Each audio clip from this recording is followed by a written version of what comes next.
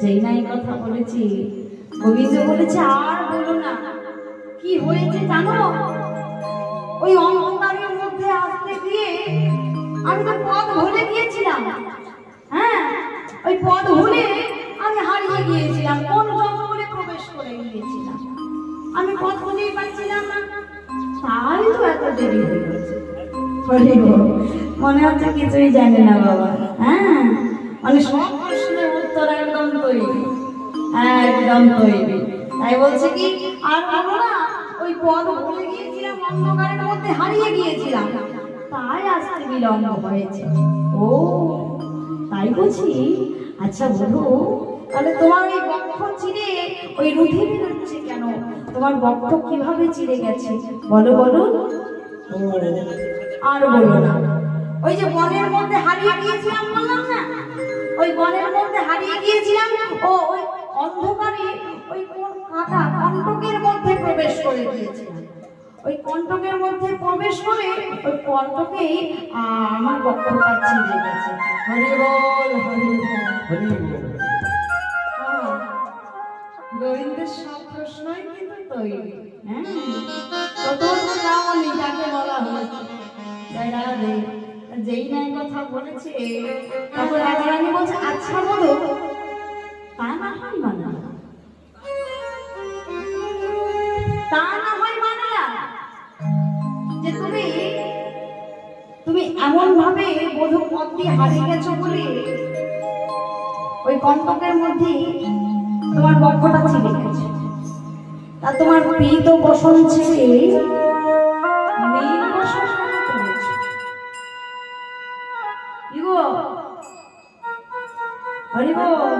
প্রীত বসন কেন করেছো বলো? প্রীত বসন কেন ধারণ করেছো? গোবিন্দ মনে মনে ভাবছে সর্বনাশ করেছে। এবার কি বলি? সর্বনাশ করেছে, এবার কি বলি? চন্দ্রা বলে যে আমাকে তার প্রীত বসন সে করিয়ে দিয়েছিল, আমি তো তাকে পরিবর্তন করতে ভুলে গিয়েছি। সর্বনাশ করেছে, এবার কি করব? সঙ্গে সঙ্গে মাথায় আর একটা বুদ্ধি চলে এসেছে। ও আচ্ছা রাধে, আচ্ছা তুমি কি আমার সন্দেহ করো? তুমি কি আমার সন্দেহ করো? তুমি এমন ভাবে আমার প্রশ্ন করছো। ও এই প্রীত বসন কি করেছি বলে তুমি আমি সন্দেহ করছো? আর কি হয়েছে জানো? গতকাল রজনীতে আমি বলরাম দাদার সঙ্গে শয়নে ছিলাম। এবার যেহেতু তোমাকে আমি কথা দিয়েছি আমি আসবো, আর ওই বলরাম দাদার কাছে থেকে দাদা পাশে আছে তো লুকিয়ে লুকিয়ে না আসলে লজ্জা লাগে, তাই না? কেউ কেউ দেবো দাদাকে, তাই ওই চুপি চুপি আসতে গিয়ে ওই আমার দাদার পাশে আমার পাশে দাদারও বস্ত্রগুলো ছিল, তা ভুল করে দাদার বস্ত্র পরেই আমি চলে এসেছি। ও তুমি দাদার বস্ত্র পরে চলে এসেছো? সব তৈরি বাবা। আচ্ছা যদি দাদার বস্ত্র পরেই আসো, তা আর একটা কথা বলি, তোমার ওই গালের মুখে ওই কালিকে লাগিয়ে দিয়েছে। নিতাই গৌর হরি বল। চন্দ্রাবলী কাজল পরাতে গিয়ে সুন্দর করে চোখে তো কাজল দিয়েছে, তার উপরে আবার সুন্দর করে সাজিয়েছে, গালে গালে দিয়ে দিয়েছে। যত্ন করে সাজাচ্ছে, এতদিন পর সুযোগ পেয়েছে তো গালে মুখে ভালো করে একটু কালি মাখিয়ে দিয়েছে। যেই না কালি মাখিয়ে দিয়েছে, রাধারানী বলছে সবকিছু মানলাম, তুমি সব উত্তর দিলে, এমন ভাবে চেহারায় কে গালে কালি মাখিয়ে দিয়েছে একটু বলো। আর কোনো চুপ করে আমার গোবিন্দ দাঁড়িয়ে এতক্ষণ সবই ঠিক ছিল বাবা, এতক্ষণ সবই ঠিক ছিল, এইটারও হয়তো কেউ দিয়ে দিত, কিন্তু বিপদ হলো আরেকজনের জন্য। ওই যে সেই চন্দ্রাবলীর দাসী সে এসে একেবারে আগুনে ঘি ঢেলে দিল। হরি বল। আপনি কি ঢাললে কি হইব? হ্যাঁ, আগুন তাই তো। পদ্মা আজকে দরজার সামনে দাঁড়িয়েছে। হ্যাঁ, কুঞ্জ মন্দিরে বিলাস কুঞ্জের দাঁড়িয়ে রয়েছে, কেশি কুঞ্জের দাঁড়িয়ে রয়েছে। আর মনে মনে পদ্মা ভাবছেন, যত কিছু বলো মিথ্যে কথা, তার মানে আমি হাতে হাড়ি ভাঙছি। বলি না তোমার হাতে হাড়ি ভাঙবো। পদ্মা একটু ঝোঁক উঠেছে। ও ভাইরা, যারা একটু ঝোঁক উঠে হয় তাদের চেহারা দেখে বোঝাচ্ছে তাই না? তো পদ্মা শাড়ির আঁচল থেকে ভালো করে গুটিয়ে বলছে, এতক্ষণ ধরে ভালো করেই তো নালিশ জানা। বলো বলো, এবার আমি তোমার হাতে হাড়ি ভাঙব। যেই নাই কথা বলেছে, পেছন থেকে বলছে, বলো। গোবিন্দ আমার চমকে উঠেছে, কি বাবা, যেখানে বাঘের ভয় সেখানে সন্দেহ। মধু বলছে, সর্বনাশ সর্বনাশ করেছে। যা ভয় পাচ্ছিলাম না, পদ্মা এসেছে। পদ্মাকে দেখে বলছে, কি পদ্মা, আমি এসেছে কি আর সাধে? হ্যাঁ আমি সাধে এসেছি নাকি? বলি শোনো, এতদিন জানতাম তুমি ওই ব্রজবাসীর ব্রজবাসীর ঘরে গিয়ে নদী চুরি করছো। তা আমি তো জানতাম না তুমি লোকের সোনা দানাও চুরি করো। ছি ছি ছি ছি ছি।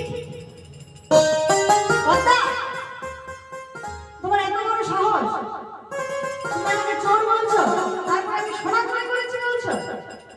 তা নয় তো কি, তা নয় তো কি। শোনো, আমি তো আর লোককে বলে বেড়াচ্ছি না যে গত রজনীতে তুমি না আমার সখীর সঙ্গে, চন্দ্রাবলীর সঙ্গে তুমি শয়নে ছিলে। দেখো বাবা, ঘুরিয়ে পেঁচিয়ে কিভাবে বলছে। আমি তো আর লোককে বলে বেড়াচ্ছি না। হ্যাঁ, আমি তো আর লোককে বলে বেড়াচ্ছি নাকি?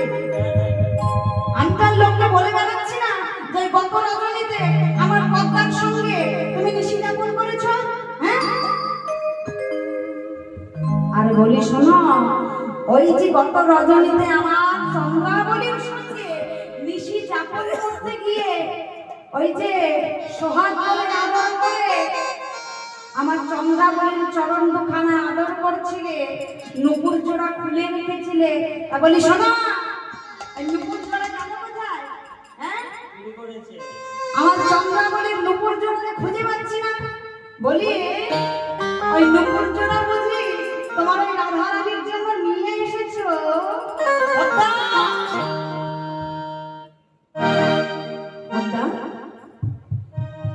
কি বলছিস পদ্মা, কি বলছিস? রাধারানীর এইখানেই হলো। রাধারানী জানতে পেরে গেল, রাধারানী জানতে পেরে গেল যে সে কত রজনীতে চন্দ্রাবলীর কুঞ্জে নিশিযাপন করেছে। যেই নাম পদ্মা বধূকে চোর বলেছে, রাধারানী বলছে, ওরে পদ্মা চুপ কর, পদ্মা চুপ কর, চুপ কর পদ্মা। আমার বধূকে তুই চোর বলিস না, আমার বধূকে তুই চোর বলিস না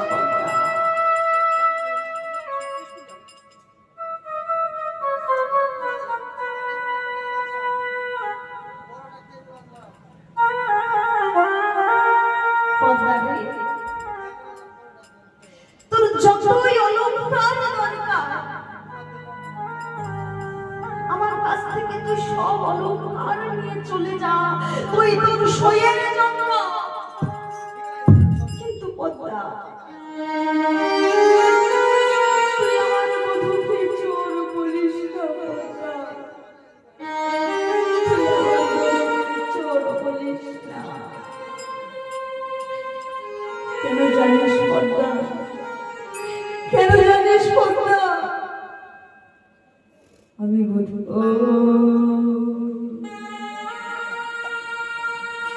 বধূর নিন্দা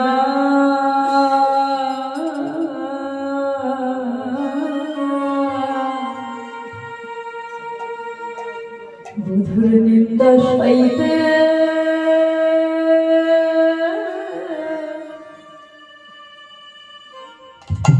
সইতে নারে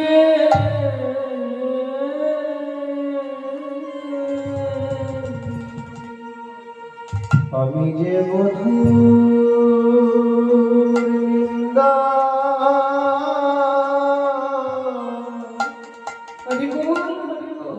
বধূর নিন্দা সইতে সইতে নারি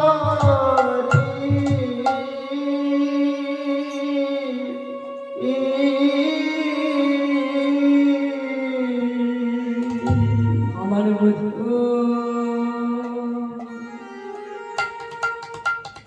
বধূর নিন্দা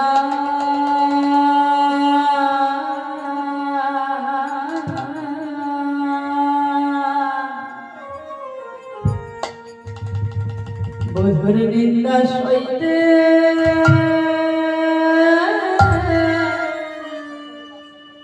সইতে নারে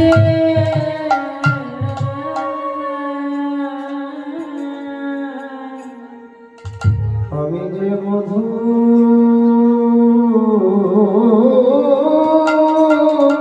নিন্দা বধূর নিন্দা সইতে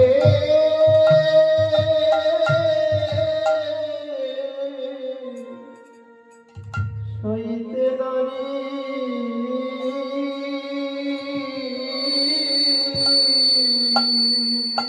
আমি বধূরে বধূরে বড়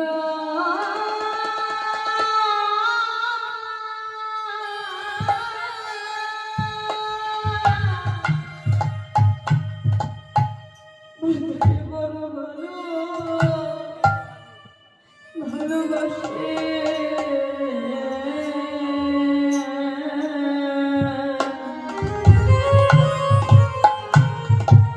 আমি বধূর নিন্দা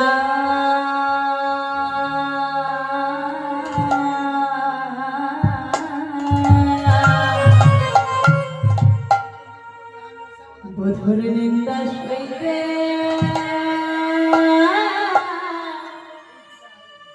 সইতে নারে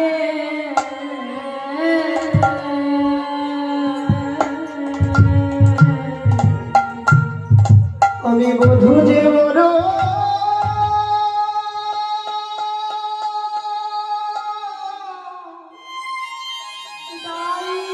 বড় ভালো ভালোবাসি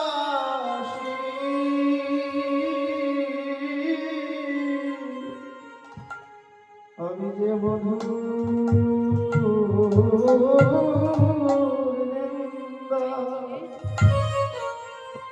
বধূর নিন্দা সইতে সইতে নারি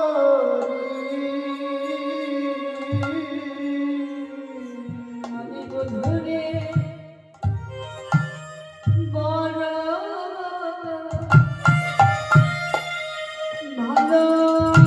ভালোবাসি আমি বধূ নিন্দা সইতে নারে তুমি বধূ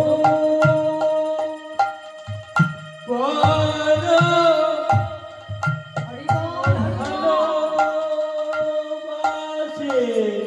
বধূর নিন্দা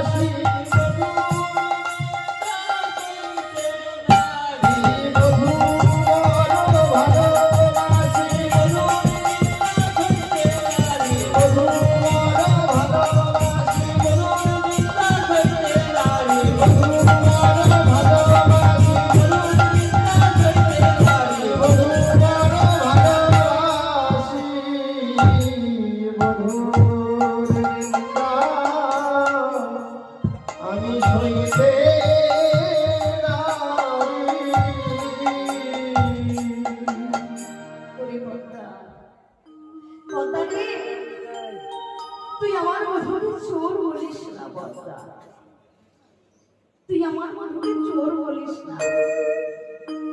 তোর যতই অলংকার দরকার তুই আমার কাছে থেকে তুই সব নিয়ে যা, সব নিয়ে যা কর্তা, কিন্তু তুই আমার বধূকে চোর বলিস না। আমি যে আমার বধূকে বড় ভালোবাসি কর্তা, আমি যে বড় ভালোবাসি। এই বলে কর্তা কৃষি কুঞ্জ ফিরে গেল। হোমা ফিরে তো গেলে,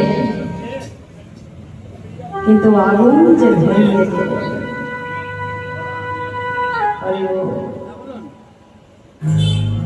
যেই না এমন ভাবে পদ্মা শুনতে পেয়েছে, যেই না রাধারানী আমার শুনতে পেলে চন্দ্রাবলীর দ্বারে চন্দ্রাবলীর সাথে নিশি যাপন করেছিলেন আমার গোবিন্দ।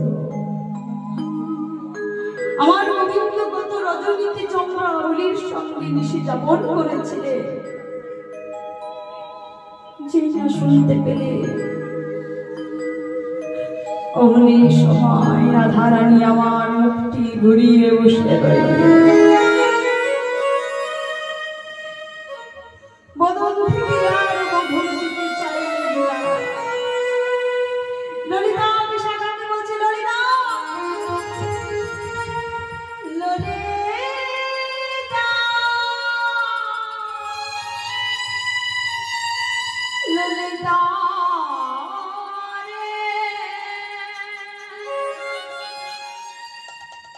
ললিতা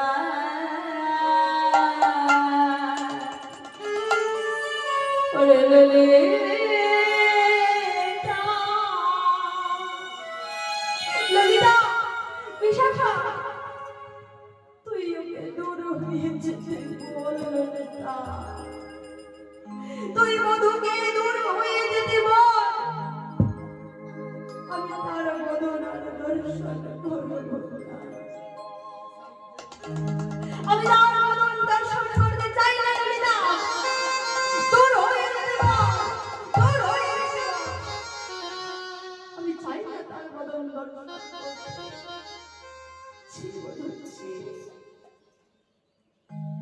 তুমি আমার সঙ্গে এমন করতে পারলে বধূ? আমি তোমার জন্য সারা নিশি অপেক্ষা করে রইলাম, আর তুমি নাকি চন্দ্রাবলীর নিশি যাপন করে আসলে। ছি বধূ। ললিতা ললিতা তুই দূর হয়ে যেতে বল, আমি বধূর বদন দর্শন করব না। হরিব, এই যে হলো রাধারানীর মা, এই যে হলো রাধারানীর মা। গোবিন্দ আমার অপরাধের মতো দাঁড়িয়ে দাঁড়িয়ে দাঁড়িয়ে দাঁড়িয়ে বলছে, রাধে ওগো রাধে, আমার যে কোনো দোষ নেই রাধে, একটিবার আমার দিকে চেয়ে দেখো না রাধে, আমার যে কোনো দোষ নেই, আমার যে কিছু করবার ছিল না রাধে। চন্দ্রা বলি যে আমার জন্য কেঁদে কেঁদে আকুল হয়েছিল। তুমি তো জানো রাধে, আমি যে ভক্তির নয়নে জল সহ্য করতে পারি না রাধে, আমি যে নয়নের জলে যে বাধা পড়ে যায় রাধে গো, একটিবার আমার দিকে বদন ফিরে চাইবে না রাধে। অপরাধীর মতো আমার গোবিন্দ দাঁড়িয়ে রয়েছে, আর দাঁড়িয়ে দাঁড়িয়ে বলছে, রাধে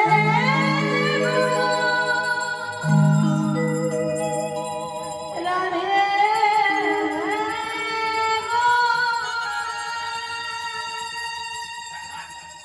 রাধে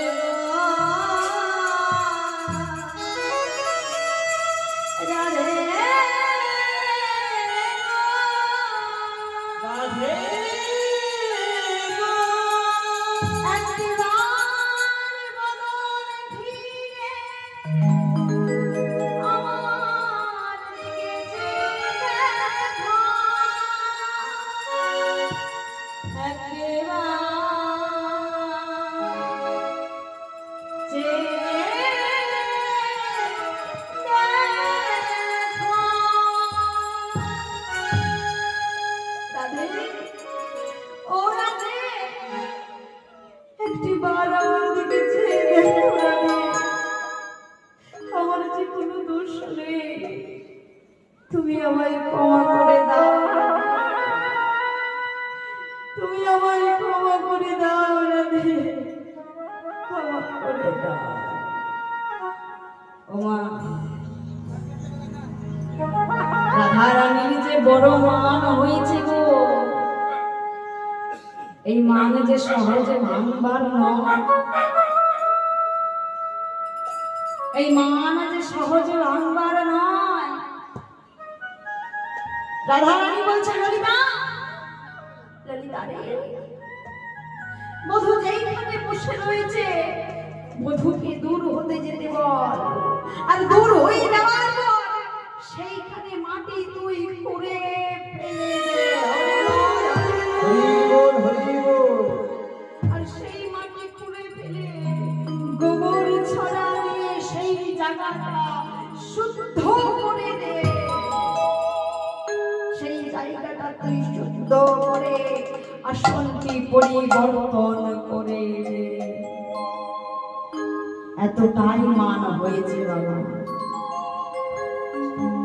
এতটাই মান হয়েছে যে বধূ যেই আসনে বসে রয়েছে সেই আসনের জায়গাটা, সেই আসনের মাটিটা খুঁড়ে ফেলে দিতে বলছে। আর মাটিটা খুঁড়ে ফেলার পর সেখানে গোবর ছড়া দিয়ে জায়গাটাকে শুদ্ধ করতে বলছে। দেখুন বাবা, এতটাই মান হয়েছে। এমন ভাবে আমার রাধারানী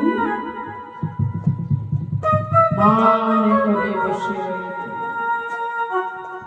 হরি বল। মান কিন্তু সহজে ভাঙবে না, এমন ভাবেই তার মান চলতে থাকবে। মান ভাঙবে কখন? সেই মান ভঞ্জনের সময়। গোবিন্দ নানা সাজে নানা রূপে এসে রাধারানীর মান ভাঙানোর চেষ্টা করে।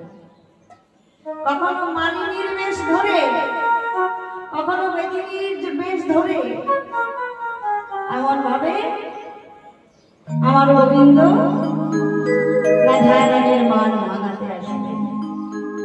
তাই এমন ভাবে আমার রাধারানী মান করে বসে রইল। হরি বল। ওই যে বললাম বাবা,